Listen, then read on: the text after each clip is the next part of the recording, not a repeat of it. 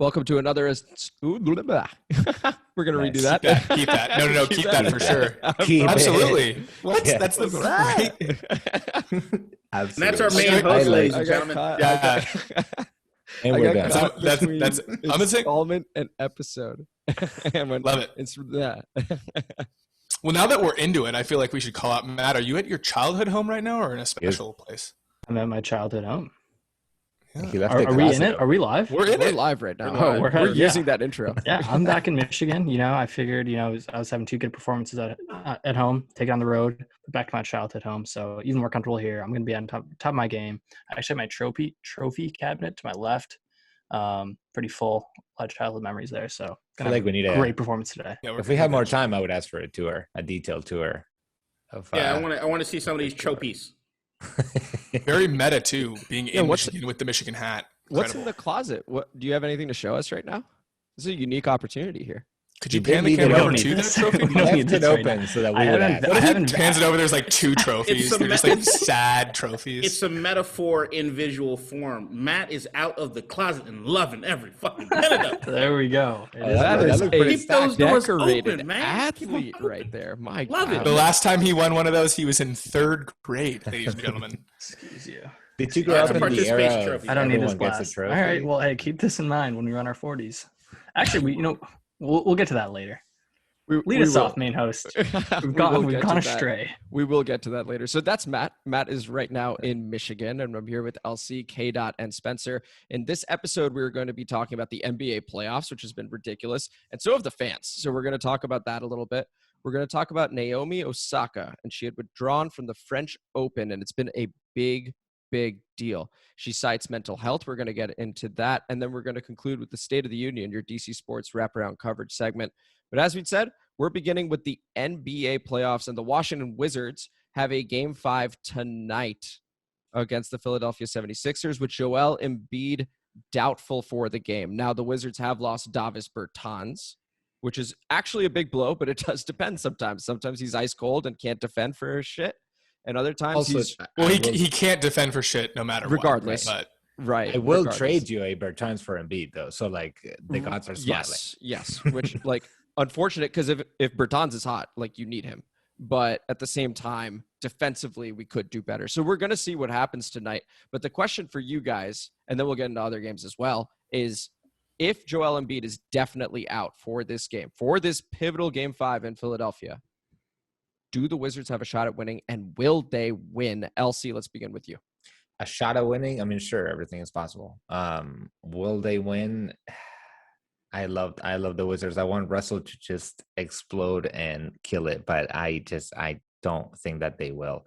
I just think that if you think of all the things that had to happen for this game to go our way, it's one of those things where, again, all the stars have to align again, right? Game 1, it's the stars aligned, but one star misaligned, which was called the fourth quarter, and then that's it. Game's over. We're not winning it. For all those things to happen again in Philadelphia, now that this team is, much more motivated to just beat us at home and make the series over, I think it's going to be really, really hard. We'll love to see it, but so hope I'm wrong. I don't see it happening.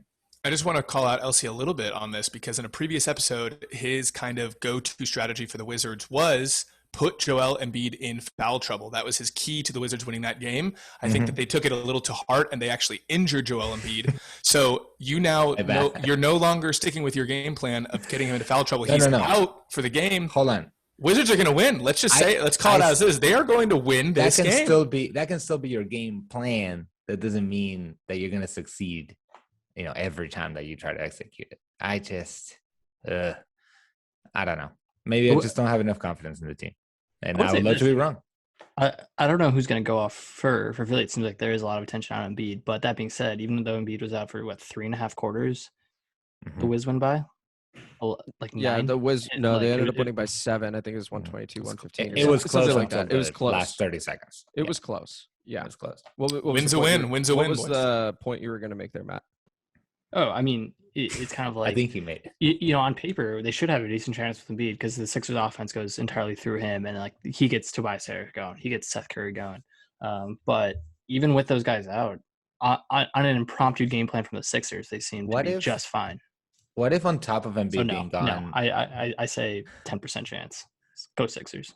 What if on top of Embiid being gone, we start fouling Simmons like on the first minute? Minute one. Just get to the limit, get to the foul limit, and just start fouling him to shoot free throws every possession. You know what's actually insane is I'm not necessarily like Scott Brooks went for that, and credit to him, it worked. It worked really, really well. Simmons went 5 of 11 from the line, and I would say play him straight up, right? So if Embiid doesn't play him straight up, and once you get to foul number 4, if Simmons is on the floor, do it as much as you want. Get Isak Bonga out there. Get Chandler Hutchinson out there. And then just sub on the second free throw. It's as simple as that. Use as many fouls as you can. Set an NBA record until this guy proves he is one of the most frustrating players just in general. I know that he's a polarizing figure. I'm on the side of fuck you, Ben Simmons, because you have so much talent. And I feel like for 4 or 5 years, he's totally content with where he is. And I guess as a fan, that's frustrating. We had this conversation with Russell Westbrook and 3-point shooting. So it's funny, just sort of the parallels there, but like you could see what he can be. And it's so frustrating because I feel like he's super cocky as well. So, and he plays for Philly. So anyway, fuck that guy. But the Sixers are so deep. The Sixers are so deep. I was worried about Korkmaz. Like, we don't have what the fuck? Are you kidding me? Seth Curry, Korkmaz, Danny Green, George Hill, who's 35. Like Daryl Morey's a genius. He's a great GM. He's figured it out. It's going to be a really, really hard game, but fuck it. We are winning this game. We are winning. You're full of shit. Hope I'm wrong. The fact that the Wizards get rid of Embiid early in the game and they had that commanding lead that just completely disappeared by the end. Then you do your hack a Shaq bullshit against Ben Simmons to try to eke out a win. I'm sorry, the stars do not align twice in a row. Now, I did believe after the play-in game the Wizards would not win another game. I hold that. I was completely wrong. Kadeen was wrong. Go ahead. I was wrong because I still think if we're looking across the playoffs, there is a clear worst team in the playoffs, and it's us. And as much as I want to root for the Wizards because I'm a fan, I also know I want Scott Brooks' ass gone, and the Sixers is still my finals pick. And I don't know if they do this under some guise that they make him a genius in the hack a Ben bullshit and that he invented something. I got to deal with this asshole again. I'm sorry. I just don't I'm not for tanking, but God damn it. Can we just let what fate has already decided to have happen and just let it go? Just fucking let it go. All right, I'm putting Kadeen on blast. And I think this has actually been going on for the majority of the podcast. I'm not sure if you are a Washington sports fan because they're on that rant. You refer to the Wizards as they and the Wizards as us. Two separate terms there. That's an and interesting point. Are you a Washington sports fan? For the record. Shouldn't take there you have it, folks. There you have it, folks. Let's move on. Let's move on and talk about fans. Okay. There's a whole sports podcast empire about to collapse right here with the words that come out of Kadeen's mouth. Right here. If you think I'm going to have to kowtow and answer to some asshole in his childhood bedroom showing off his participation trophies while holding on to his Little Caesars Detroit-style fucking deep dish, you kiss my ass. I don't need to show you my bona fides. As far as this Wizards team, yeah, I have some trouble as far as claiming them completely full tilt because of how much fucking pain this goddamn franchise getting me through and how many times, just because of Ernie Grunfeld's ass, I wanted to light the goddamn MC Center on fucking fire. So yeah, there's a little bit of, trying to save my own soul and well-being and mental health and not necessarily claiming them the entire time. But with all that being said, I am a Wizards diehard, and I know that with this team, the way it's built up, with Russell Westbrook's contract, the way it is that it's getting, I don't want false hope and some bullshit to get us inking by the next couple of years. But I'm saying we have maybe an opportunity to actually be something good. Rui, to me, showed out. Like there are some pieces and some cogs on this team that I'm looking at and I'm like, look, I like the experience. I like Russ's impact. I like what we're doing. But look, at the end of the fucking day, I still think the worst thing that could happen to this team as far as development is Scott fucking Brooks. So I'm sorry if I'm telling you that I want to see what happens as far as getting his ass the fuck up out of here. It is what it is. But at the end, there's also just my finals pick is the Sixers fucking winning. So there's a little part of me that wants to fucking be right about that shit. But I'll let that go. Real quick, I just want to say, if the Wizards shoot the way they did in Game 4, they don't win. because Russell Westbrook went 3 of 19 from the field. He ended up with a triple-double, but that was one of the worst shooting performances I've ever seen. And it comes with the territory. He's going to shoot. So if his shot falls, I feel good about game 5, or at least our chances in winning game 5. But if he has that in Philadelphia, it's over. It's a wrap. Mhm. It doesn't matter because the Sixers will do more than enough to get it done. So we need him to shoot well. I think that's the key. We talked about X factors being players that are maybe not of his caliber, but his shooting is a damn X factor. If that goes well, I think we win game 5, and we're in a very intriguing game 6 with Embiid coming back, doing this and gesturing or whatever in front of the DC faithful. For Philly, it's an energy thing, and Embiid not being there to give them that energy, they're going to have to feed it off of somewhere. And I can tell you, if they're playing in Philly, that's enough fucking energy on that crowd alone that you could vibe off of. And if Scott Brooks listens to LC, they're going to be feeding off of Ben Simmons' missed free throws. So that's going to be a pretty fun strategy. Yeah, there. and what you said about fucking Ben Simmons, I ain't going to let slide either. Ben Simmons, if he developed a shot, I'm going to put it here right now, is a top 3 player in the NBA. And I don't doubt that. And the thing it's is, been 5 years. I get it. There is no shot. But the thing with me is that even without the shot, he is still a top tier fucking talent, and I will take him over almost anybody else in the league. Is it frustrating to a certain degree? Yeah. But the same way you're going to give your boy Daryl Morey credit, it's the same reason I had him executive of the year. He's executive of the year because he did not trade for Harden, number one. Number two, what you do as far as putting the shooters around him, if you have Embiid, that's a good fucking team, and it's a team that's worthy of a fucking championship. That's it. Listen, if you put let's just crack this whole thing wide open. They should have, if the rumor was true, they absolutely should have traded Ben Simmons for James Harden. They would have had Harden and Joel Embiid along with all the shooters they currently have. What they were missing in Houston, to me, was a big presence like Embiid, a big personality that can also get it done. He's Where do you playing make at up MVP Simmons' level defense right now?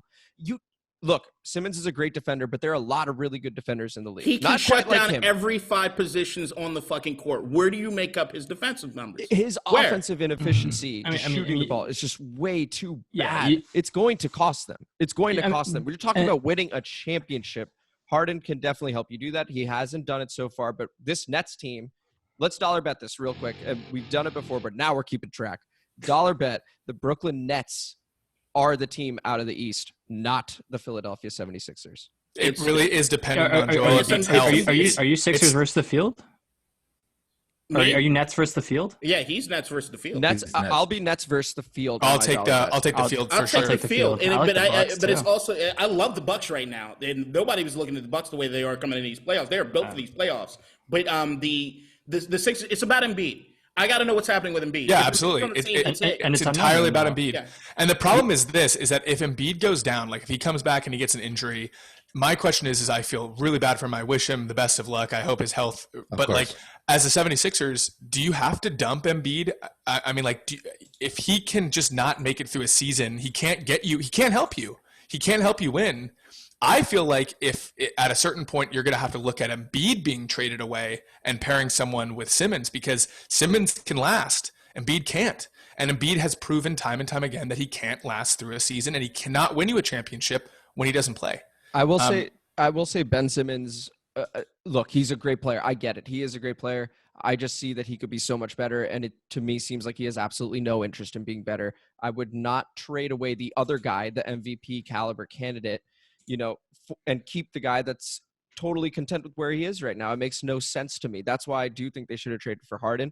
And I think the reason it probably didn't happen was because Daryl Morey went from Houston to Philly, and the Houston owner was probably salty about that whole thing. That's probably the reason it didn't happen. Right now, if the Sixers could have, they would have won game 4 if it was James Harden instead of Ben Simmons, easily. And now they'd be in the next round, just preparing. But instead, here we are. That's great wholeheartedly. But all right. Okay. Well, real quick, any other thoughts on any other matchups? I know the Lakers and Suns have a big one at the time of this recording, Game 5. Is that just not the most uninteresting series? It is so boring. Oh my gosh. I mean, good. Storylines are pretty good. The storylines in this is they're pretty fucking good. Like I hate Chris Paul. So it's nice rooting against him. What? But whatever. Chris Paul's a dick. I got a Chris Paul take after Chris Paul's a fucking dick. Like I get, look, Chris Paul's amazing, but I don't know like what he did as far as the Steph Curry. I don't think he's amazing. Go on. Like Chris Paul to me, as far as what he's doing at this age, you can only really compare him to Stockton, maybe a little bit of Kidd. So you're seeing a comet. You're seeing a generational talent as far as what it is he's doing. All respect to Paul in that sort of way. He's still a fucking dick. Now, outside of that, what we're looking at as far as the Lakers is, to me tonight, well, when we're recording this is LeBron's chance to really do something at this high in age. Nobody's been this old, and you have somebody of AD's caliber go down, and you know we need to go and fucking win this thing. I think from a storyline standpoint, just looking at LeBron, I think he's fucking ready to go ham. And like that to me is enough to get me completely excited in this fucking game. Yeah. Always down to watch LeBron take over. Always. And it's a golden opportunity to do it. So yeah, that's game 5 at the time of this recording. So by the time this is released, you would have seen what happened. Is AD playing real quick? I think he's playing. Okay. Because I know he was hurt. I want your Chris Paul take. All right. Chris Paul does not get enough flack. Everyone talks as him as this all-time generational player. And I'll say this, everywhere he has gone, he has won in the regular season. He has never he's gotten to the Western Conference Final or the Conference Finals one time.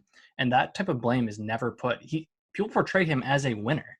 In reality, him and Carmelo Anthony kind of similar in their lack of playoff success for the stardom they have, right? People, for some reason, put him on this mantle that he is a winner because he can take teams to like a 7 seed, and he's had regular season success everywhere he has gone.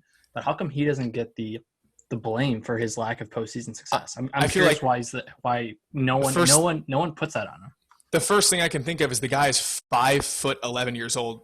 11 years old. He's 5'11" feet tall. He's 6 feet with shoes, and Carmelo Anthony is 6'9". Okay. Like I'm not. That's not the debate. But that is a huge part of this. Is if Chris Paul was a 6'5" player, I think that like there's a huge difference there. He's a tiny guy. He's kind of an Allen Iverson-esque player, and I think a lot of flack doesn't go on Iverson because at the end of the day, you can always say if Iverson was another 4 or 5 inches tall, he probably would have been the greatest player of all time. But he was dealt genetically different. Yeah, he's super fast. The Chris Paul thing to me is that you're both right to a certain degree. Is Chris Paul, like that's why I'm saying as far as like you comparing my other guys like Stockton or Kidd really of all time when we're talking about stature and just the way that you're playing as far as up until this particular age.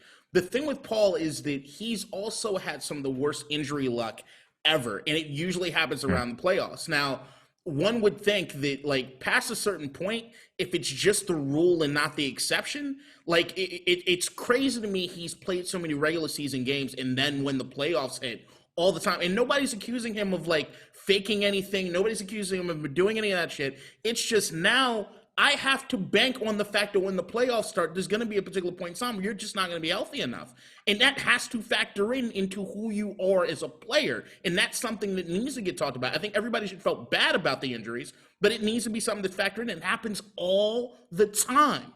Yeah, so real quick, he's not – so first off, let's establish who he is. He is a phenomenal passer. He's got amazing vision. He's a great leader, and he makes the people around him better.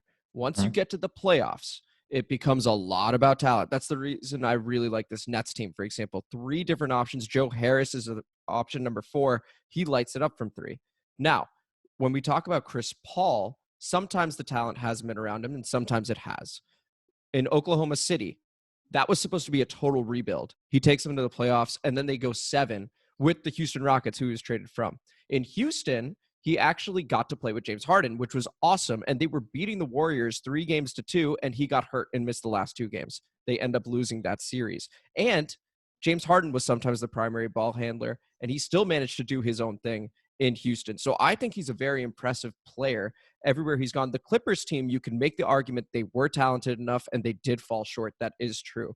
But I think now with Devin Booker there, with DeAndre Ayton there, players of a higher caliber that are young rising together, this is a great setup for him if he could stay healthy during this playoffs. I think your criticism is correct if they fall short here. They're a 2 seed right now. They really should be going for this. But I do think the Utah Jazz will come Let's not forget, though, even his earlier career. He led a very mediocre Hornets team to multiple years of playoffs. I mean, David West, 32 pre-Warriors move, David West, 34 34-year-old David West, 34-year-old Peja, who then went on and won one with the very old Mavericks. I mean, like, he did it, and he led those teams, and there were very bad players around him. So Chris Paul has done this for a long time, and he's led a lot of different teams to winning seasons and playoffs. He just has never been in – I mean, that Houston team definitely underperformed. That Clippers team definitely underperformed. But I don't know. Some of those players I think were overhyped in, they're going to get Chris Paul a championship, and it was always like, no way. Yeah, I would just say I think there are a lot of parallels if you look at his success to what he can do to what in terms of how their teams perform and Russell Westbrook. And for some reason they have very different perceptions because I think Russell Westbrook can get a lot of bad teams to the playoffs. I think you can't really get that much further, but for some reason everyone's like, you put Chris Paul on a team and they're a championship caliber team. That's never happened in his career, and he's had opportunities to do it. We can move on. I'm just saying there is a perception to him that I don't think is fair. There's only one team that I actually thought Chris Paul was going to go to this offseason that I actually think they'd be in a much better position right now, and that was the Clippers. I think that if you put a Chris Paul on back at the Clippers with a Paul George or with a Kawhi where he can be the leader, because that's a team with no leader on it, like that to me, if he facilitates that team and he's the rah-rah guy and the guy that they can go to because there's nobody on the team they can do, that's a different scenario. But then again, I still think if he was there, he would have got hurt in this series at some particular point in time. He also would have been nice on the Bucks too. That was the team I thought. I think they had no cap space for him or anything, but I think he would have been perfect with Giannis there too. I think both of those calls are really good. Now, before we move on to Naomi Osaka, were there any dollar bets you guys wanted to throw out? So I know we have me with the Nets versus the field in the Eastern Conference. Were there any other ones that you guys want to throw out before we move on? I'm still Lakers-Sixers finals. Okay, so is that dollar bet? It's Lakers-Sixers finals. Wow, calling both. Okay, I will certainly take that. I'll take the field. Absolutely, I'll take the field there. Okay. So many more options. Who do you guys got? Clippers or Mavs? Mavericks. Clippers. I got dollar bet there. Okay, this is becoming very expensive. I'm Clippers. I totally flip on Luka like every other game. I didn't realize his free throws were so bad. Speaking of, I think that's a series thing. That's just a series. Okay, cool. It's just making sure. The big thing is Chris Stapps. Like I really think that it's become basically a toss up in this series. I just know whoever wins it is losing the next goddamn round. I just think the Clippers being down 30-11 in Game 3, at the risk of going down 3-0 in the series, coming back and winning that, they look significantly more comfortable since then. I think they found themselves, which is huge. And then Nick's ride came and went. Yeah. Nothing else. It was fun while it lasted. Well, we got Game 5 tonight as well. We'll see what happens. But the Garden, props to the Garden, though. Those guys showed out. Like, the fans over there showed out. And is it not low-key I get low-key a little racist vibes with Luka on the court doing what he's doing to Pat Bev. I'm just saying it makes me mad uncomfortable. Like, it's one thing to be doing what he's doing, but he's, like, talking the entire time down the court. It just feels wrong to me. I don't know. It just feels I think Bev's got one hell of a reputation in the league. No, I know, because it's Pat Bev. I'm kind of like, well, fuck him. But there's there's this element that I don't feel comfortable seeing Luka talk all that smack. We're not on the court. You could totally be right. Who knows? Well, they could be mic'd up, dude. They should mic him up. Yeah, well, that'd be, he'll censor that shit. If they need to protect Luka with everything they've got. What were you gonna say, Spence? Yeah, I'll tell you. I think if we go back, and I don't want to pump myself up, I think I called Bucks in the East. I think that was my pick when we started this a couple weeks ago. They're looking way scarier than when it was even at that time. I think they've overcome a lot of adversity. They had a game winner from a guy that was not named Giannis, and they're looking really scary. I watched their previous game, and that defense is just on another level. And Giannis looks clicked in. They're really scary. I think they're going to crush whoever they meet in the East, especially if Embiid goes down. It's over. And then I don't know. I could see the Lakers in the West, but man, I'm a LeBron fan. I just don't know if there's enough in the tank there on that team. I got the Jazz. I think the Jazz are going to come out of the West. We haven't even mentioned they're the 1 seed. They're the 1 seed, and I think Donovan Mitchell's undefeated in the playoffs so far. He missed Game 1, but since then they've looked totally fine. Free-flowing machine. Real quick, before we move on to Naomi Osaka, fans. So real quick, what do you think, instead of addressing each and every one of them, what was the craziest one you think?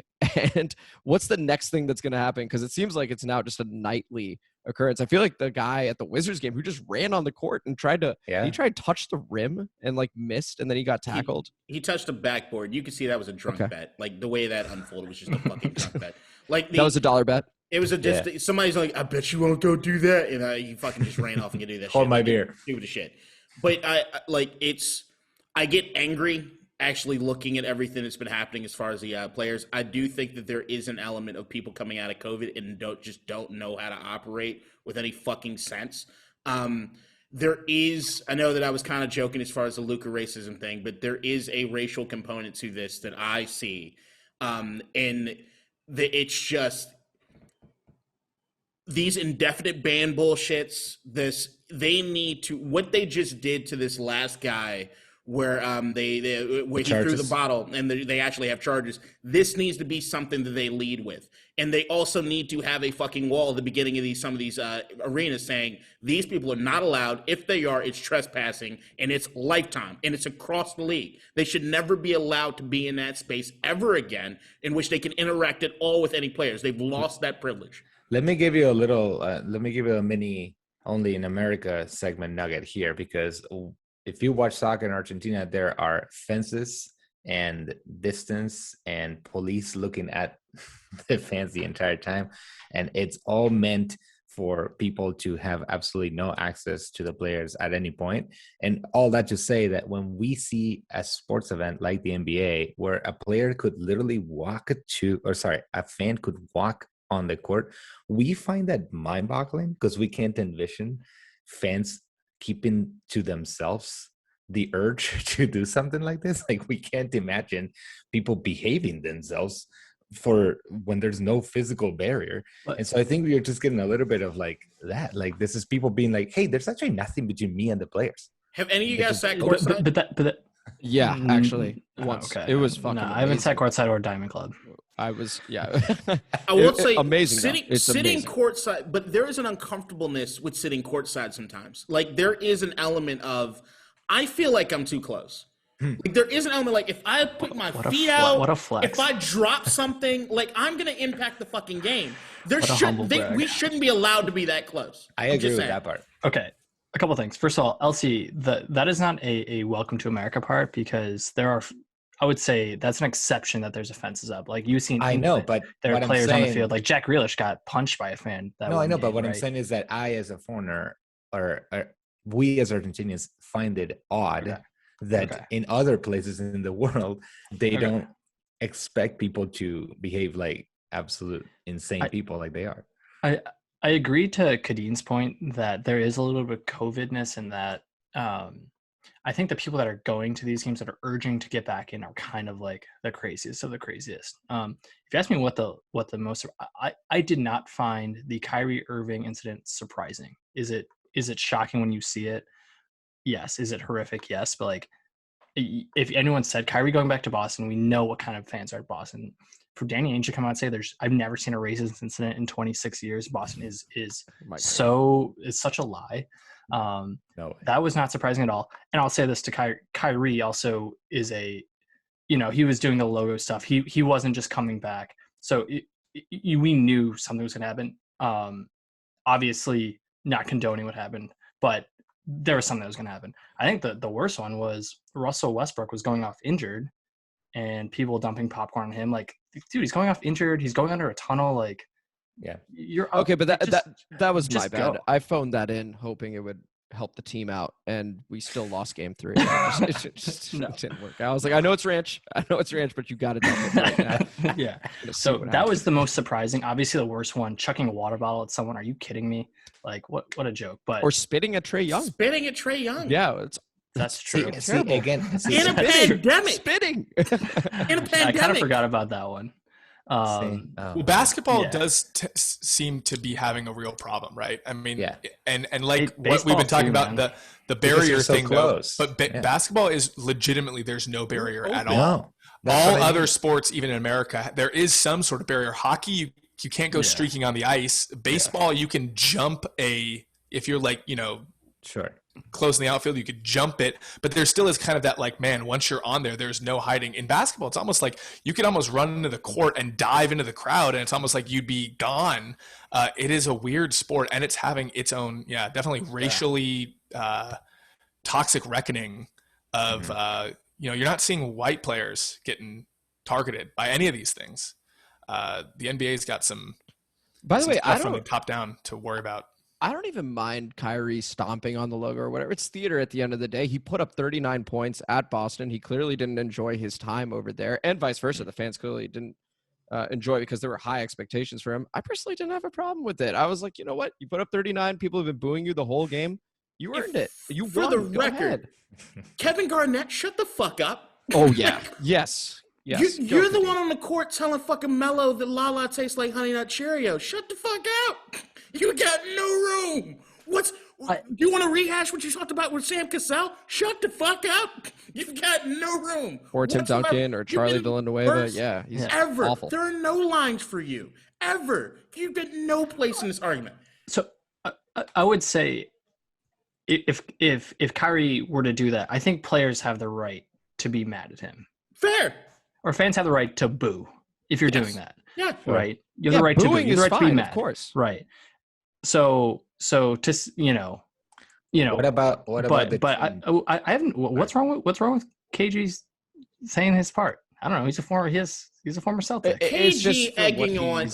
Look, in his Boston. career. Boston is San Francisco with snow and racism. Okay, and it's a lot of fucking racism and a lot of fucking Interesting. Stuff. And it's lit like. How are those two cities at all similar? They're like clean. It's walkable. They're very. Like, They're really similar. I think they're very similar. hilly. If you've been to both, they're very similar.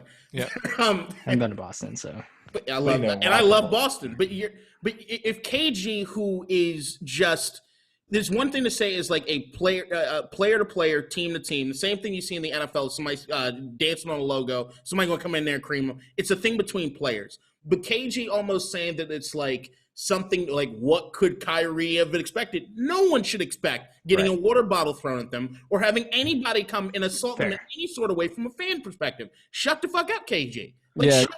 You're not helping. KG, famous for wishing Tim Duncan a happy Mother's Day when, of course, Tim Duncan's mom had passed away due to cancer. Like, he takes it just way too far. Like, way too fucking far. And Tim Duncan fucked him up that game. Like, not physically, but just, like, box score-wise. The Spurs won. They blew him out. But Tim Duncan hates him, obviously, to this day for that. Like, he takes shit way too far. Exactly. He takes shit way too far. And then for him to have the moral high ground of, like, you don't do this in the city of Boston because he won one championship there because he couldn't do it with the Wolves and needed to team up and create the first ever super team. Okay, cool, KG. You're right. Not the first ever super team. Well, yeah, they're the beginning of the new era of the big three. They did start the new era. Yeah. Okay. Anyway, let's go ahead. Let's move on. Let's talk about Naomi Osaka. This is a big story in the world of sports, specifically tennis. She withdrew from the French Open yesterday, I want to say, or day before. Initially, here's what happened. She had said in a post on Twitter that she was not going to be attending some press conferences, that, the tennis powers that be had said, hey, you need to do these. She said, I'm going through some stuff right now, and so I would rather not. So she posts saying, I'm not going to. They are going to find me. I hope that they use the money to donate to a mental health charity. And so then she decides, they fine her $15K. She then decides, you know what? A lot of people are talking about me. They're talking about this instead of the tournament. I'm going to withdraw entirely, and I would much rather that people talk about the actual matches, the actual athletes that are, taking part and taking place respectively. And then Stephen A. Smith had also chimed in. Spencer, can you tell us a little bit about that and then just sort of introduce the question and topic here? Sure, yeah. So Stephen A. had said stuff about, he essentially came out and he had this 4 or 5 minute long, rant on that there's kind of two parts to the story. One being that, he supports her and her courage for coming out and bringing awareness to mental health, especially in athletes, but in the bigger picture as a human being. But then he still was kind of lambasting her for, not being professional. And that the idea was she signed up for this. She's paid millions of dollars for this. I got the undertone of, if only other people could be so lucky, she should be a professional and take care of herself, but also know that she's a professional getting paid all this money. And I found that really interesting. I'll just kick this off by saying, whether she meant to or not, I feel like Naomi Osaka is totally badass, not only as an athlete, but for doing this. This is like one of the most brilliant, respectful, humble ways of going about this. I mean, and it also kind of teaches the governing body of tennis a lesson of saying, hey, I'm your number 2 tennis player in the world right now. I might be the most popular tennis player alive, male or female. Wow. And I'm going to respectfully bow out for my own self-care and as a way to bring this discussion to light. And she did it in a way saying, I want people to focus on tennis. I mean, there is just nothing, there's no better way to handle this. And I'd like to present the first thing I think, and this connects with the previous discussion point. Social media has just changed all of this, right? Mm-hmm. I feel like in the previous topic and this way with social media, fans, press, everyone has access to these players 24 hours a day. The athletes are expected to answer fan questions. I feel like a lot of people think that they know these players and that they deserve to almost be on a very intimate level with them. Coupled that with the fact of, millions and millions of dollars being made by individuals, and there being this expectation of, you're replaceable, you should be swapped out. Anyone else would step into your place. And if you're not mentally right, you should leave and let someone else fill that space. It's just a disaster for professional athletes and non-professional athletes alike. And I just feel like social media has just completely changed the way that people interact, that the athletes interact, what they're expected to do, and they're under so much scrutiny. I can't even imagine what that's like.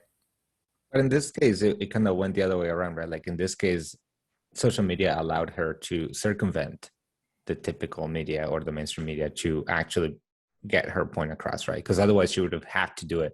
If you did this without social media, you would have done it at a press conference, right? Yeah. Like you would have sit down and said what you tweeted. And when they chop it up, it's the media that's going to choose what they show and how they show it, and so that also gets very interesting. You're totally right, guys. Social media has completely changed the game. Even something that Stephen A. and Max on First Take were talking about was, should there still be media obligations for these athletes? And they had both said yes. Matt, what were you going to say here?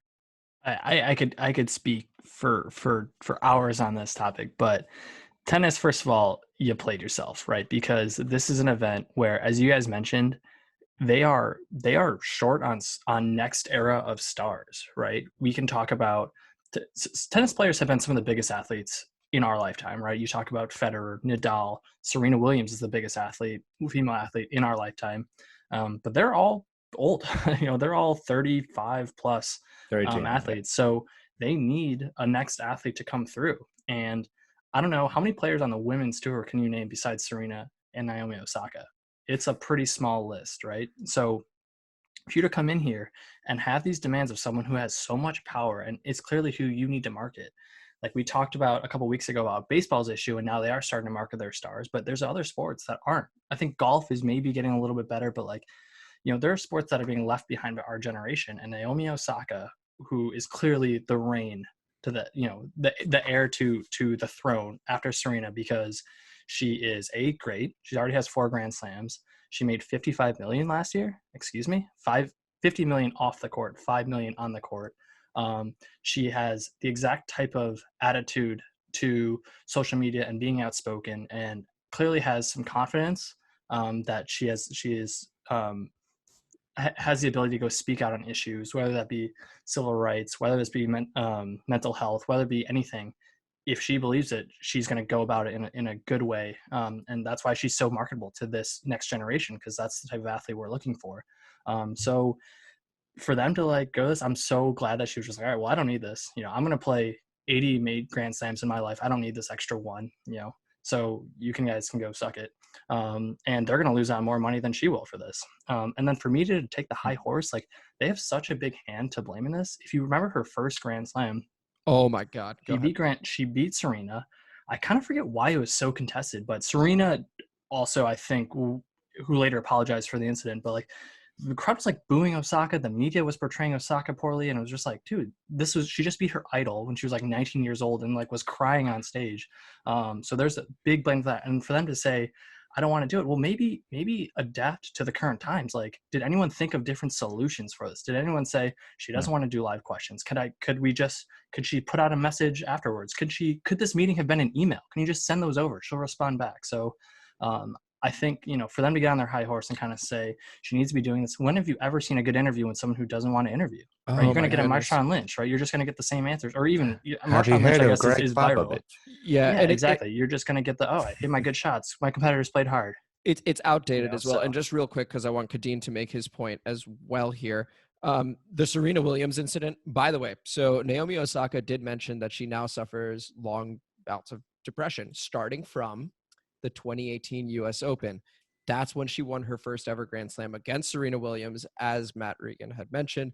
And she was so excited. She had talked about wanting to play against Serena. Like, that was her idol. And what ended up happening was there was a foot fault, I want to say, which resulted in a point penalty. That gave her a game because it was 40-30 at that time. And so then there's, I think, one, maybe two more games left in a match she had dominated, absolutely dominated. And because it was the US Open, because she represents Japan, and because Serena Williams is the darling of US tennis, everyone was rooting for Serena. They end up booing during the trophy ceremony. Naomi Osaka actually puts her visor down, is crying, and Serena is trying to console her, but the damage is done. The damage is absolutely done. And you could see she apologized for winning, basically. It was one of the saddest things you will ever see. She said, I'm so sorry it didn't turn out the way you guys thought. And she turned to Serena and said, thank you so much for the match. It was one of the most humble things I've ever seen. And I was fuming rewatching that just today to prep for this segment. Kadeen, what were you going to say? So I'd start off with saying that I hope she gets the help and everything that she needs. I know, for me personally, suffer from depression, anxiety, suicide, all kinds of shit. And it's to be that open about it on that national, like international stage, is a hard fucking thing to do. And she's a hero to me already. And I just hope she has enough people around her that will help her get to where it is she needs to be. With that said, I think right now you have a situation where I think the media is a little overplaying their hand a bit. And I like, when I listen to Stephen A., I get the understanding that you kind of need the media is involved with making the sports as big as they are, right? As far as the advertising you get every day to do it and how it is they talk about the sport and everything. But I think that what they do oversell is how important it is to hear from the athletes when it comes to this. Because I'll tell you right now, what just happened with her brings more attention to the sport, period, than she could have ever done in any one of these press conferences. Marshawn Lynch was a terrible fucking interview. Didn't stop me from wanting to see him play every fucking Sunday. It didn't. It didn't stop. It didn't hurt like, not to mention when you wanted to see, all right, how is he going to get away with doing this next time? Ended up being must-see fucking TV. And I think the other thing is that the expectations aren't the same for all the athletes. Like, even I look at you look at the NFL, because I almost everything I look through a football guys, right, is that when you have a guy like Taylor Heineke, who is getting paid league minimum, comes and gets this start, and he's playing against Tom Brady in a playoff game, and his media obligation after the game is to give the exact same press conference Patrick Mahomes would have to give, even though he's making what percentage or what fraction of that salary. To me, it's akin to when you have a star in a movie. When's the last time you seen Daniel Day-Lewis on Late Night with Fallon? He ain't fucking doing your press run. Unless it's in his contract that you're paying me X amount of dollars to go out and do this shit, I ain't fucking doing it. Fuck your obligations. And there's certain stars that do that. And I think the same thing with the leagues. If you're going to be an upper echelon athlete, if the media is saying we want access to you, pay for the shit. It ain't part of my regular contract. It ain't part of the obligation. If you want me to help push your shit, I didn't get to where it is. These athletes didn't get to where they are because they say nice things to the media. It's because of what they're doing on the fucking field. And that it's if they want access to them, they should be incentivized to do so. Because they're not asking the same thing of all these fucking athletes. If you're an offensive lineman, they're not doing the same thing as they actually do for a quarterback. I think it is in their contract, though. I would say that. It is in their contract as an obligation as far as time. But what is expected of said person. It's basically a blanket thing per contract when you enter these leagues, that you have to avail yourself a certain amount of availability for the media. With that, it depends on where you're at as far as your access to the media actually want to talk to you. If you're a backup offensive lineman for the Washington football team, ain't nobody fucking by your locker trying to ask you fucking questions. They're asking the starting quarterback, they're asking the running back. The contracts are all the same. But if you're going to continue to go to certain wells, we're going to constantly come to you all the time that we need your media presence. We need you to give this interview. We need you to do this. You better fucking pay me for the goddamn time. Or you better figure out another way to meet me where I can then get you what it is you want without me having to fucking dance to your goddamn tune. Because it's outdated. It's bullshit. Yeah. We don't need it the same. And we're operating under a very intriguing sort of scenario or theoretical here, which is that we have a pretty heavily introverted athlete who is brilliant at what she does, right? And she thrives at it. So people watch her and she is dominant. She is a star. I mean, you just see her. She's so genuine off the court, and on the court, she is a demon. I mean, she's so good. And if she doesn't want to speak to the media, there has to be some sort of solution there, right? Because otherwise you risk potentially losing people like that. So I'm curious as to what you guys think is a solution here, for example, because the very first point Spencer had made, social media has changed this. 20 years ago, yes, that is how you marketed the sport. Naomi just hit tweet. And now we're doing, a topic on it. It was as simple as that. The thing, it's changed. And to quickly agree with Kadeen, like, I think there's a conflation in the response of thinking that she said all media sucks. And what she really said was like, hey, my interactions with the media after games are detrimental to my mental health, and therefore I don't want to do those. She didn't say like, I never want to talk to any journalist ever again. Correct. And she actually even said like, there are a few that I've had positive interactions with and whatnot. And so like, I think sometimes the reaction is like, oh, she said that, they're basically she should never do any media ever again.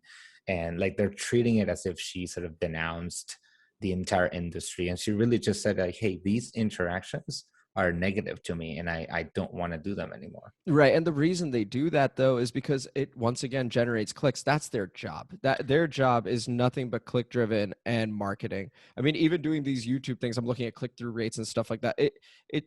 It's just their currency. Now, what I think could happen now their job is to use you. Yes. And it all comes back to money.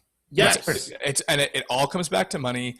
And that's the thing that just sucks about this is it is literally the opposite of what, and this comes back to that same discussion that we have all the time, right? What is sports? It's a business. Is it entertainment? Is it like to show your children to aspire to heroism and friendship and fraternity and all that stuff? It's all those things, but one of those things is way out of whack across the entire board. And I'd also love to just say that here we are as amateur sports media people debating this very topic. This is meta. It's meta, but the thing is, we are big media. Big time. I hope, but yeah, at least ASOS. But there's at least an element of like, we're doing this pod, and would we love to have like an athlete on to talk to? Yeah, but there's a difference between like bringing an athlete on, doing an interview, chopping up portions of the interview, making the motherfucker look bad to fit whatever narrative that me and my crew wants to have. But not to mention, I don't think our product is inferior because we don't have an athlete on. And I think majority of the times you're watching First Take or any of the other media, you don't need them on. Especially those after press conference bullshit where you're not really getting anything real from anyone. It's a fucking show. Like, everybody knows when you get the guy that goes out there and, oh, well, he's going to say this. He's going to say that. They're going to say this. What does anybody get? What the media wants is for you to dance to the tune that they're playing. Right. And if you don't play ball with the way that they want to, then you're a problem child. What they fail to realize is that every fucking problem child brings them more clicks than any fucking thing else. Yeah. It's weird. And the beauty, weird dynamic. Go ahead, Matt. And for Stephen A to say there are days I don't want to come into work. Well, your work is like talking. Like, there are probably days Naomi Osaka doesn't want to play tennis. That would be it. And she has to battle through practice. That's her job. Right. So to kind of say there's days she doesn't want to talk to the media, that's not her main job. So and that's not an apples to apples comparison. And also the part of like, you knew what it was when you signed up. It's like, well, there's no other way to do it than this, right? Like, it's not like, oh, I could have chosen to work in multiple companies and I chose to work in the one that makes me do press conferences. Like, no, like there's only one way to play the sport, and it's through these organizations. So the only way to change this thing about the organization is to do what I'm doing. I can't just say I'm going to be a tennis pro, but without the press conferences. But credit to Naomi, because there's one thing above all else that I will tell anyone, regardless of how, if you're a fucking sandwich artist at Subway to if you're a fucking multi-million-dollar professional athlete, your mental health comes first. Don't let anyone pressure you into anything that you don't feel comfortable in doing. Do I say that means give up and don't try to work through anxiety and try to do those things? No, but you have to realize you don't have to sacrifice your well-being for anything. No fucking company, no other man on this planet. Do not do that shit. How many times that I know that as a supervisor, I used to, and I feel guilty for this shit, as a supervisor where I had to basically know somebody was going through a hard time, and still because the company is paying me to do so, guilt them into saying, well, don't you want to be a team player? Don't you want to know that you can go and battle through anything? Where really what they should have done was stayed their fucking asses home, and we need to deal with it if we really care about people. But we need to stop this bullshit. In order to be tough, or in order to be hard, or in order to have a lot of heart, you gotta power through, or you gotta fucking put yourself at a detriment. Fuck that noise, man. It ain't worth it. And for her, she made $55 million last year. You guys need her right now, as far as your little opens and shit, a lot more than she needs you. Because she knows that anywhere, because of the talent that she has, anyone's going to open a fucking tennis court for her to watch her play. And without any fucking guarantees that she has to go give some shitty press conference afterwards. So check your goddamn selves. And on that same note, too, I just want to say one thing. I have 3 stats that I just could not believe. I was looking up some mental health stats, especially for athletes. It's really hard to track professional athletes because there's such a broad range of them. But Southern Illinois University at Edwardsville did a study on NCAA athletes, and this was self-reported, so you got to know that it's probably higher than this. But suicide is the number 2 leading cause of death among college students behind car accidents. Number 2, suicide. 33% report depressive symptoms multiple times over the course of their 4 years, and an astounding 45% did not receive any education on what they should do to address their mental health concerns. And that's NCAA athletes, which are, the NCAA is $1 billion business. And I can only imagine how much it scales from that into the professional world. And universities have infrastructures with mental health services. Like they are in an environment which should have those available too. And that's why I applaud things like what the Washington football team did this week, and what a lot of other NFL teams are doing, which are having a dedicated person there for mental health awareness, and having a doctor, a psychiatrist on hand to be able to help with these people. Because, look, when I used to drive Lyft in Baltimore, there was a conversation I used to have with a lot of young guys my age, which was we would talk about our fucking mental health. How you doing, man? Like, really, how you fucking doing? Because I will also say a lot of these athlete pools are coming from African-American communities, and I don't know anyone that my age that looks like me, that are from the cities or anywhere else, that don't suffer from PTSD, that doesn't get fucking talked about. And that shit's hard. And you also come from a standpoint where you, as an athlete or as anything else, are being told how tough you gotta be, and how you can't be complaining, and how you're gonna look this way or look that way if you do talk about it. These conversations are so important. So kudos to her. Kudos to Kyrie Irving for talking about it, even though people can disagree about the way he went about it. Kudos to him. Kudos to Kevin Love. Kudos to anybody that's making this a point to talk about this shit, because we have to. We have to break the stigma of it, and we have to do something people are fucking dying out here. And beyond that, you have people that just, when you see all these athletes doing crazy shit off the court or off the field, you need to start realizing, like, yo, it ain't that they just got money and it's whatever. They have deep-seated fucking issues that have never been addressed. But what they do get is a company that's willing to pay them tens of millions of dollars. You got a media corporation that's willing to say, hey, we're going to flash these lights in front of you. You just got to act to do this dance for us. And they don't give a flying fuck about you after you're done. They don't care. They're using you. Realize it. So main takeaway here, and I think that's a perfect way to end this segment, is prioritize yourself. Take the time. Make sure you're good here, physically, you name it. But take care of yourself. Prioritize yourself first. There will always be another day if you do. All right. So that's going to wrap up the Naomi Osaka segment here. I think we all applaud her. That's the general consensus there. And now there we go. Naomi, new microphone here. Now we're just going to wrap up with the State of the Union. We normally do that at the beginning. It's your DC Sports Wraparound coverage segment. No Washington Capitals this time, but there will be Old Glory Rugby. So Elsie's going to walk through that in a little bit. But first, we are going to begin with the Washington Spirit. I'm going to go from best to worst based on last week. The Washington Spirit were 2-0 last week. So undefeated, 2 big wins, one against the Houston Dash. It was 2-1. It was tied 1-1. And then our captain, Andy Sullivan, a very bad second yellow card. So we're down to 10. And we end up scoring the winner after that. Anyway, Ashley Hatch with the game winner there on the road. It was supposed to be our home opener, but got it done. Got it fucking done. And then a 1-0 win against the OL Reign featuring Rose Lavelle and Megan Rapinoe. The 1 goal, an own goal by Megan Rapinoe. So we got it done there too. Up next this Sunday at home, finally, at Audi Field at 2 p.m. against the first place Orlando Pride. We tied them 1-1 earlier. The game can be seen on Paramount Plus. Now on to DC United. They went 1-0 this week. They beat, who did they beat? Inter Miami on the road. Ola Kamara got 2 goals and Paul Ariola got the other one. Bill Hamid back in action, the U.S. men's national team goalkeeper, with a shutout there. Now, we did lose Edison Flores before the game, who is our designated player for up to 6 weeks, and we lost Drew Skundrick as well. He is a center midfielder, so tough to lose them. DC United now sits in 10th place in the Eastern Conference. No games this week or next week, so they're going to pick it up on June 19th. The Mystics 1-1 last week. They're starting to get a bit better. They're starting to return a few players. 85-69 win over the Indiana Fever, then an 86-81 loss to the Connecticut Sun, which is literally just the Maryland Terrapins all graduated and went to Connecticut because they're the first place team in the WNBA. So these female Terps are killing it wherever they go. Now, the current issue is the squad is banged up. Elena Deladon still is not back, and we don't really know when she's coming back. Last week, it was as early as today. Now, we just don't know. Sydney Weiss is also expected to miss a few games, and then others are just dealing with nagging injuries. One person that is dealing with a nagging injury, but is also incredible, Tina Charles, our center. She leads the WNBA in points per game at 26.7 points per game. She is an absolute monster once we get Deladon back. That's going to be awesome. Up next, Saturday at home against the Las Vegas Aces at 1 p.m. on national television, ABC.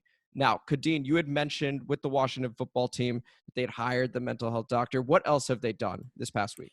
Well, that's pretty much the only thing as far as bringing anybody in, which is exciting news. But beyond that, you're hearing a lot of stuff happening at camp, which is always exciting as far as the hype and everything. But the main thing that I keep hearing is how much Naomi Brown, that rookie wide receiver out of UNC, is looking in camp, and how he's looking as far as the camaraderie he's sort of building with Ryan Fitzpatrick already, which to me is just like, all right, let's get it. This is always this hype part. You know, you start hearing stories out of Ashburn. I'm starting to smell the Lombardi Trophy. I know I got to pump my brakes, but I mean, it's a given at this point, man. I mean, there it is. There it is. Did you see that interception Kaliki Hudson got? Hudson, one hand, man. Oh man, come on. It's just, I'm eating it up. This is the best that the team can be right now. There's so much hope before they start just crashing down back to earth. Look, yeah, I can't say anything. Off-season Super Bowl champs. Oh yeah, no, we drink that Kool-Aid I'm rooting for you guys. Yeah, go, yeah. Minority owner Jay-Z possibly. Oh right, thing. That's a fucking thing. Forgot about that. The days of Bruce Allen and Vinny Serrato and shit, they're gone, man. They're gone. Dan Snyder don't have anybody that can make shitty cheerleader videos that are problematic anymore. We got he can still make them. Yeah, and he's tight with TMZ now too. Well, we don't have cheerleaders anymore because of everything that's happened. But the so I guess shout out Dan Snyder. Shout out Dan, fucking prick. But it's I don't know. There is a hype around it. It will just say it feels different than it usually has. It doesn't feel like you're hanging your hopes on one guy. It's like you're looking around the team and there's sort of like this new vibe. Not to mention, overall, it's kind of nice being the most problematic racist team in the history of any sport to being kind of woke. It's legit. I like being on the right side of history for the first time. One hell of a turnaround. Yeah, but I'll leave it. I feel like we could take this segment and just play it like a year from now, and then a year from then, and then a year from then. It's just hope springs eternal. I love it. Oh, it's a great quote because it really does, and we believe we're going to be 17 0 this year. Don't forget that extra regular season game. Now we're going to move to rugby. It is officially part of the State of the Union, and Elsie is going to be our expert. Elsie, what you got for us? I gotta start by saying I cannot match that State of the Union. That was delivered perfectly, start to end. Excellent. Start. Yeah, exactly. I said I couldn't follow it, and I'm meeting that goal. So if you have not heard of the Major League of Rugby, there are 13 teams total, and there's an East and a West conference. The playoffs are very short. 2 teams from the East, 2 teams from the West. They play a semifinal, and then they go to the final. So it's very, very fast. We're getting towards the end of the season, but the Old Glory DC is the team that we have here locally. They're not doing that great this season, but there's still a few games left if you want to go out to Virginia and see them. As like a lot of other DC teams, they don't actually play in DC. That happens. I think it's just a space issue. Unfortunately, they did lose their last game kind of pretty convincingly to the Rugby United New York team.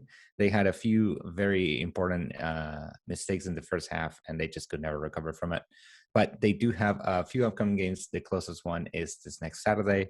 This next Sunday, June 6th, and it'll be against New England Free Jacks. If you have never watched rugby before, I would say it is a sport that you should read or watch a video on the rules. It may make not a lot of sense if you just watch it out of nowhere. But if you like good tackles, good hits, you may enjoy some of that. This is rugby 15s, so it's a little bit slower. If you've seen like the Olympic 7s, it's a little bit slower. It's more strategic. You need a little bit more, more building up to a play for something to happen, for some scores. But it's still a super interesting sport to watch. I would say my favorite thing to watch it on TV, if you can catch it, the refs are mic'd up, and everything they say goes through the TV broadcast. So you hear their conversations to the players, you hear their conversations to their assistants, you hear when they are within the play, they're telling players, hey, move out of the way or I'm going to call a foul from you. So you actually get to sort of understand how they are officiating the game. And I would say that's something that should be installed in every single sport. I would love for that to be just the norm. Every single ref mic'd up, and we just hear everything that they say. So if you're into that, I would say check them out. We have a few games to root for them and try to make a push to finish the season at a more respectable spot. Did you, and thank you for that breakdown, did you say it's the New England Free Jacks? Was it the Free Jacks? Free Jacks, yeah. Free Jacks. And what, do you know what channel by any chance? Or So that's the thing. They're a little bit tricky to find. Because, yeah, exactly. So they're a little bit tricky to find. So this game will be on FS2, which I think that, and it's not on every pack, but sometimes you can get them on NBC Sports Washington. So if the Old Glory are playing, some of the games do go through that network. So I would say check it out, and if it's there, you can watch it. I'm a fucking child because when you said Free Jacks, I'm like, oh, it's on Pornhub. I'm an infant. Oh yeah, you could just catch it live on Pornhub. Yeah. I will say the names are, I don't know. You got to do something. You got to do something unique. I have a question. I think this feels like a good spot for a pod meetup. All of us, like this last weekend. We're all there. We're on a roll. 2 weeks. I won't shut up. Yeah. I won't shut up. I will tell you about all the rules all the time. I love watching rugby. It's really fun. K-Dot? I mean, are you in? 40-yard dash, too. We got to figure this out. I mean, I got like a lot of obligations. Like press conferences? Getting high and staying by myself. I don't know. Yeah. Well, hey, mental health. You got to prioritize yourself. We were just talking about this. That's what I'm saying. But very, very important. But once you do that, once I do that, I mean, we'll like get Saturday. there. I mean, eventually, I got to handle some virtual meetups with my fan clubs because of ASOS, but we'll get there, guys. We'll get there. Wait, your fan club or your OnlyFans? Both. I mean, it's the OnlyFans. I'm trying to find a direction right now. My feet aren't looking too great, and I thought that's what it was going to be mostly. Pedicure should help with that, yeah. Yeah, it's because we've already discussed my penis size isn't bringing them to the OnlyFans. I'd forgotten about that bit, but it is true. I'm glad you brought it back. I guess it's not a bit, right? Yeah. Okay, so that's not going very well, but your fan clubs are great. Maybe I could feed you ranch popcorn with my feet. Ooh, that probably would generate. Some people are capturing niche markets, and honestly, that probably checks like I don't worldwide. think that's on anywhere else. 100,000 people. What kind of keywords would you need to find Bad it? Baby. Wait. All right. So we have our next 2 meetups planned. We got a 40-yard dash. Yeah. 40-yard dash. Who would win 40-yard dash? I mean, without question, me. Even I with like the to. knee I sleeve like I've to got put on right myself in now. the hat for that. I think it's between Amin and LC. Did that anyone is else such run a track? joke. I That think is that's such I'm a gonna joke. know right. right now, and we're gonna meet up and do this. I want everyone to predict their 40-yard dash time, and whoever is closest will win $1. Is this Okay. Wow. is this Spend more on gas. what's that game show? What's that game show with the guessing money? Price is right. Price is right. It's Price Wow. is Right Who's rules. the foreigner now? You go over. It's you if you guess under your time, you don't get it right. So if I were to guess Right. like, 4 or 5, but- and but I ran then 4 or 6, even like There should be $2 then. There should be $2 then. 4 or 5. Hold on one No, second. I I'll see. no, I You would not guess guess 4 or 5. No, I would not guess 4 or 5. All right, then use a realistic example. What would you guess, Matt? Everyone's putting in $1 actually, and the winner take all. Okay, but Okay. there should be one for guess and one for fastest. No. Fastest is not a thing because LC really wants Right. this. me and Kadeen are not going to be winning that. So I got to cover my life. I think I can break 5. That's my guess. So you're saying 499. yes, 499. 499. Oof. Okay. So I think the first thing that came to mind was probably 5-1. But if Matt said sub 5, I'm also saying sub 5 for me. We've raced recently, dude. When? I would love to say sub 5. It is not going to happen for any of us. I am probably going to run a 5-1-5. And the reason why I say that is because I looked up how many people run a sub 5, and they said if you cannot dunk the basketball at your height, you cannot run a sub 5. And that is for 90% of human beings. If you So if cannot you cannot dunk the basketball at your height, you are not running What does a that sub mean? 5. So I So guess if I the can't- idea is that it's using the same muscles, and so if you're able to go past that, then you should, in theory, be able to jump high enough. Is that Wait, where that's but coming from? That What is is just your not height to a me? good.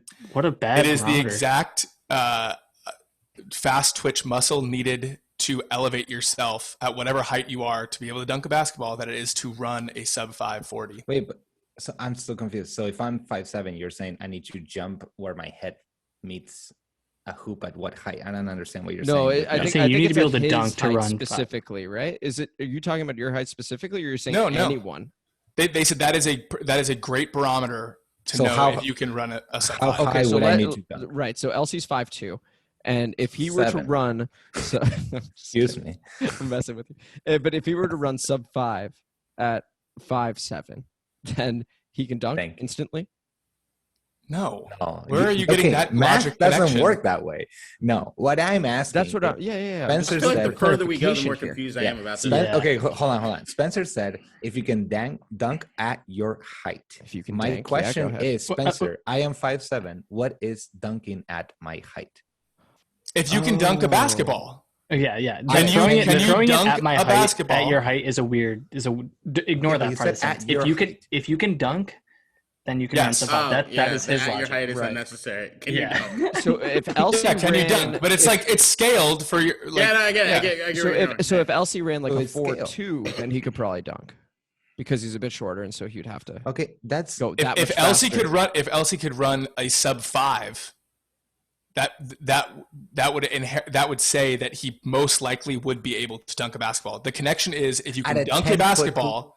Yes, if you can dunk a basketball, then you can run a most sub likely 5. are able to run a sub 5. If you cannot dunk a basketball, then you most likely cannot dunk. You most likely cannot I run a highly sub 5. disagree with that. I'm going I don't sub think 5. Brook Lopez can Yeah, run under I'm going 5, sub 5. and he can dunk with a tippy toe. So I don't think. But that's a different thing. Like it's Why? the point. is that Well, different? he's not saying the inverse is true. It's not the inverse is true. You don't know what he Okay. just said. I know what Spencer said. No, Spencer doesn't know what you Okay, said. He just I'm repeated gonna- it. I'm gonna say that gave me no information If on whether it's I saying can do this or not. the point is that if Same. just because you can dunk, so like if you're 6'8" and you can dunk a ball, Right. Spencer's Doesn't mean that explanation you is can go this is shock. This is fast. shocking video content here. But all Spencer is saying This is is gonna that be if its you own cannot dunk, you probably cannot run a sub 5. Got it. correct? That's all you're saying. Okay. Okay. Fewer words, the better, guys. So moving forward, So much better. Moving forward, Matt, you are Spencer's translator in any situations where he needs to explain something that involves more than 15 words. Love that. I like Is it. that fair to True. say? Okay. All right. Okay. All right. I'm saying 499. 499. I'm going 498. And I guarantee I beat you. Oh, that could be a separate dollar bet. I'll put. And I'm 5. sticking with 515. 515. Okay. Elsie, what do you think your time is? I'm gonna do some math right here. Okay, while he does that, Kadeem, what's your time? So I looked up the slowest 40 time. In combine history. Combine. So Josh Oglesby, 2012 from Wisconsin, offensive tackle, ran a 5.8. But then there was a guy, Isaiah Thompson, who ran a 6.06. Second 40-yard dash, 2 on left. So I'm going to say I'm a 6.1. And I'm changing mine. I'm going back. I'm a 5'4". I'm just thinking actually about the offensive linemen they're running like 5'4s and they're like 375 pounds and they're elite level athletes that can probably dunk the basketball. So I'm going to go ahead and say a 5'4" is my time. Shit. I just love that he found this one fun fact on the internet and will not give it up. It is a rule now. Oh, God. Okay, I did the math. When I peaked in high school at my speed, 100 meters, I could do it at 11.87. That was my record there. That was the record I had. Mm-hmm. So if you just do the math of how fast could I run 36.6 meters and time has not passed, it would be 4.34. However, there are a couple of things to think about.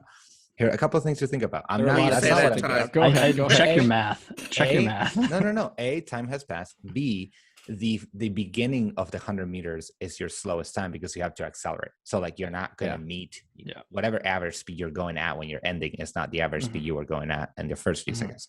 So I would yards are also longer than meters. That's not no. I translated it to meters. So I did the math with 36.6 meters. So I would say that it would be very hard for me to make it under 5 because just looking at this number, like at my top speed on 100, it would have been a 4.34. So there's no way that I could do that now. Wait. Yards are longer than meters. No, they're not. No. They're 36 inches. How long is it? Sorry. Yes, you're right. Yes, I am correct. Fuck you both. A yard is not longer than a meter. A meter yes, it is. Oh, wait a minute. Hold on. A meter is 32.5 inches. I'm rethinking about this. It's very simple. 100 yards. I just beat the engineer. I just want this to be known. I don't even know meters, and I know that. I think 3 feet are in a yard, right? Right, 3 feet are in a yard. In a meter, it's 3 feet, 3.37 inches. Yeah. So technically, a meter is longer than a yard. A meter is 39.4 inches. Shorter. A meter is 39.4. I know. Why are you using plus the 3.37? What? Stop. Yeah. Why are you using inches as an intermediary? 100 yards is 91 meters. It's a simple as that. Therefore, exactly. So a meter is longer. Yeah. Jesus Christ. Spencer, you really doubled down there as well. That was. I really did. Yeah. Wait, but I got Amit thinking for a second. You did. That was fun. You did. Well, you threw me off saying it was 32 inches. Yeah, once I heard that, and you said it with such confidence that I was like, wait, maybe I should rethink this. Wow. Okay, so I got to rethink my life. I would probably say that Come to engineer again. If I have a good day, I would say I can do 5.1, 5.2. I think that's a fair guess. I think that's where I'm actually around, but I'm not gonna say above 5. Now the intriguing question too. I'm still under 30. You're over 30. What will be your? I'm 29 and a half. Can I gotta do this before mid-July. No, I was gonna say we'll wait till July 18th. But, let's wrap this up. 6.2 for me. Also I run with spikes, so. Oh, that's true. That's true. Shit, I didn't think about spikes. Yeah, got to put that in there. I'm gonna run 5.2 in the equation. 5.2. I'm changing mine. I'm gonna go to 5'9". Well, then it's making me. I'm going to 6'9". He's going to the moon. Okay, well, yeah, this is the most alpha podcast. I've never dunked a basketball in my life. Real quick, everything is torn in my left knee. I'm 300 pounds and 5'6". There's no chance.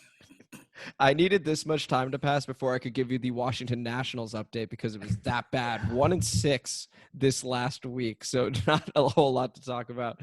2 losses to the Reds, 3 to the Brewers, 1 to the Braves. They're in the middle of a series with the Braves until Thursday. Then they had the Phillies on the weekend. All those games are on the road, and this is District Divided, a much smoother outro. That's Matt Regan.